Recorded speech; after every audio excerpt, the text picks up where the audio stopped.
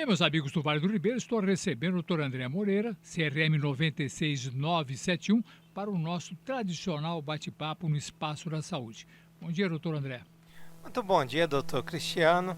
Bom dia, amigo ouvinte. Mais uma vez, o prazer é todo meu de poder estar aqui participando.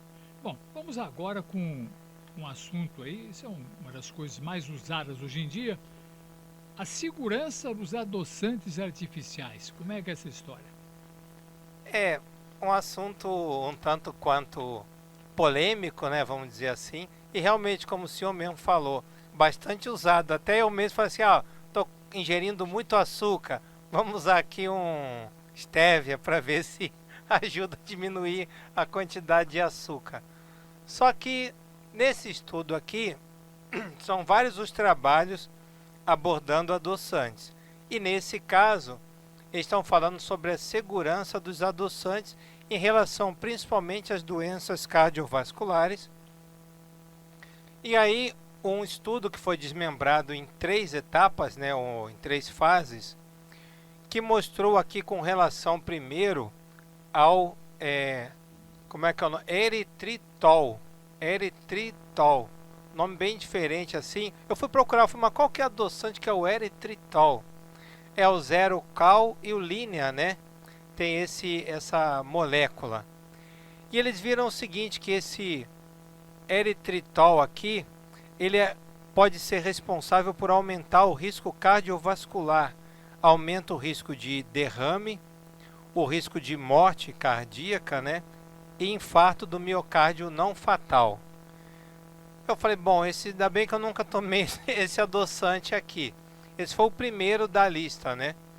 E depois, seguindo na pesquisa, eles viram que os outros adoçantes que também aumentavam o risco cardiovascular. Eles pesquisaram aqui o acesulfame de potássio, sucralose e aspartame.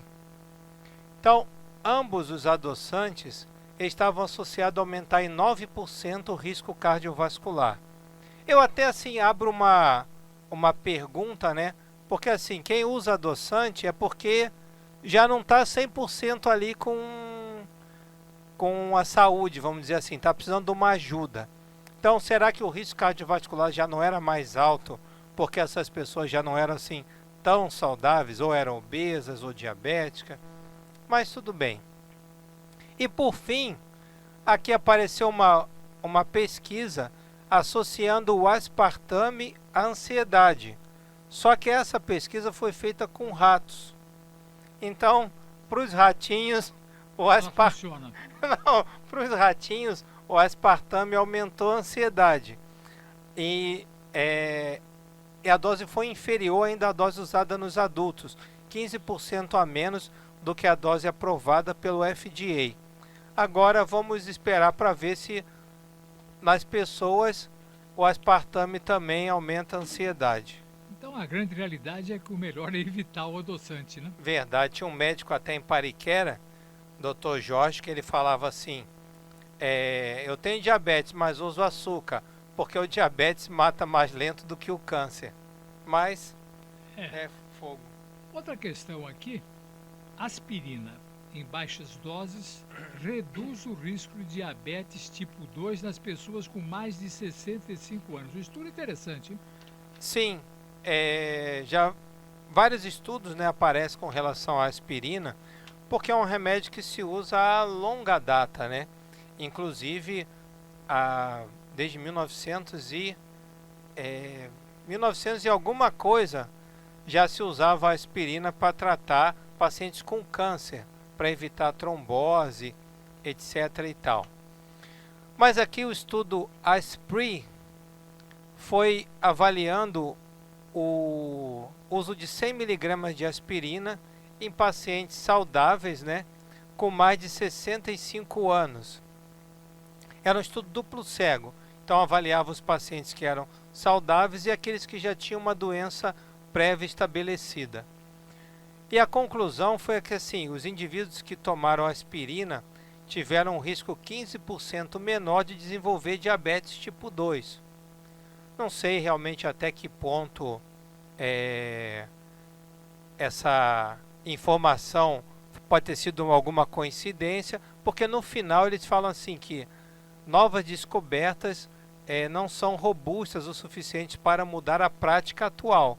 Então, quer dizer, eles viram que nesse estudo, quem tomava aspirina teve 15% a menos de diabetes.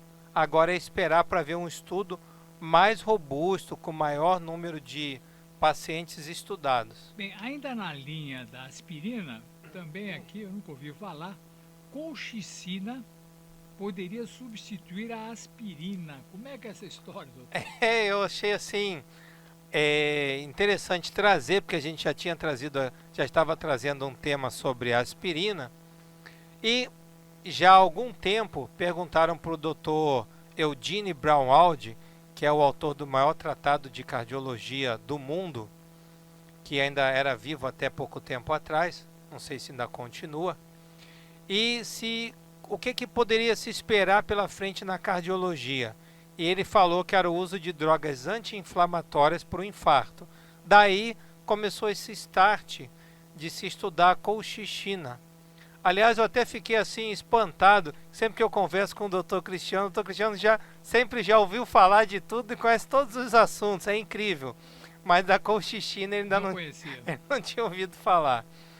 E realmente, eles estão pesquisando aqui, já pesquisaram, o uso da colchicina, que é um anti-inflamatório, no infarto agudo do miocárdio. Quer dizer, uma situação bem extrema, bem aguda, e onde o AS sempre foi inquestionável, e agora eles estão fazendo isso. Eles fizeram já com 200 pacientes que sofreram um infarto agudo e fizeram angioplastia, botaram lá o stent com a molinha, com o stent revestido, né, que é com remédio, stent farmacológico, e eles acompanharam por um tempo e viram que realmente foi eficaz. A colchicina mostrou eficaz para a redução dos efeitos adversos, né, o risco do stent, evitar a reoclusão do stent, da artéria que provocou o infarto. Então, nesse caso aqui, esse estudo foi coreano, mostrou que o uso do outro antiagregante plaquetário, porque no infarto agudo você usa o AS, mais um outro antiagregante, no caso seria um clopidogrel, ou prasugrel, ou ticagrelor, que são outros antiagregantes plaquetários. Então, nesse caso, eles mantiveram o segundo antiagregante, tiraram o AS e usaram a colchicina. Tá aí, é o primeiro anti-inflamatório que mostrou ser eficaz para reduzir os eventos cardiovasculares. Muita novidade. Agora tem uma outra aqui também que é excelente, hein? A questão da injeção de câncer. É uma injeção nova, né? Parece que é da Roche, daquela multinacional. Sim, então a injeção na realidade não é tão nova. É uma injeção que já se usa. A novidade é que agora ela vem subcutânea. Então vai ser uma quimioterapia subcutânea. E qual a vantagem disso? A vantagem é que diminui, por exemplo, internação, diminui os riscos do paciente tomar alguma coisa na veia, né? Então, a pessoa pode ir lá, aplica a dose subcutânea e vai para casa. Então, realmente, numa pesquisa que fizeram entre os pacientes, todos aprovaram. E é um remédio que eles falam aqui, um nome meio complicado, atezolizumab, que é um remédio, uma quimioterapia que já se usa, mas que nesse caso aqui, ela é usada para vários tipos de cânceres, incluindo câncer de pulmão, câncer de mama, fígado e bexiga. Então eles ressaltam ou ressalvam que se o paciente já faz uma quimioterapia endovenosa, esse remédio pode continuar vindo de forma endovenosa para não mudar assim a forma com que o remédio está sendo aplicado, e às vezes não tem disponível a forma subcutânea. Mas no paciente, no caso, que vai fazer esse tratamento como a única quimioterapia, então essa forma subcutânea tem se mostrado bem Mas ainda eficaz. não chegou no Brasil, né? Eu acredito que vai Na demorar, talvez. Inglaterra, né? Esse estudo é de fora, né? Então, até trazer isso para cá, e como eles dizem, é um estudo pioneiro na Inglaterra, exatamente. Tá aí. Os senhores vejam muito assunto interessante, muita novidade, como sempre. O doutor André fica pesquisando para pegar a gente aqui de calça curta. Doutor André, É microfones da 99, o doutor André vai sair uns dias de férias, né? verdade, tirar uns diazinhos para poder descansar a cabeça, muitas atividades, uma em cima da outra. Então, tem que tirar uns diazinhos para poder respirar um pouco. E nós vamos reprisar alguns programas antigos interessantes enquanto ele estiver 2 semanas aí de férias. Tá certo. Doutor André, microfones da 99, então, desejando um bom descanso. Obrigado. Então, assim, só para relembrar, né, o que a gente já comentou aqui. Então, essa nova quimioterapia que pode ser aplicada de forma subcutânea, o uso da colchicina no infarto agudo do miocárdio, que é uma novidade. Então, eu acho interessante, né, os ouvintes saberem que essas novidades assim vão ocorrendo, até para a pessoa, na hora que de uma necessidade, ter um recurso a mais para poder pesquisar, saber que realmente as coisas vão evoluindo. Espero que você que está aí escutando tenha gostado e até, não vou dizer semana que vem, mas até a próxima. Tá certo. Bom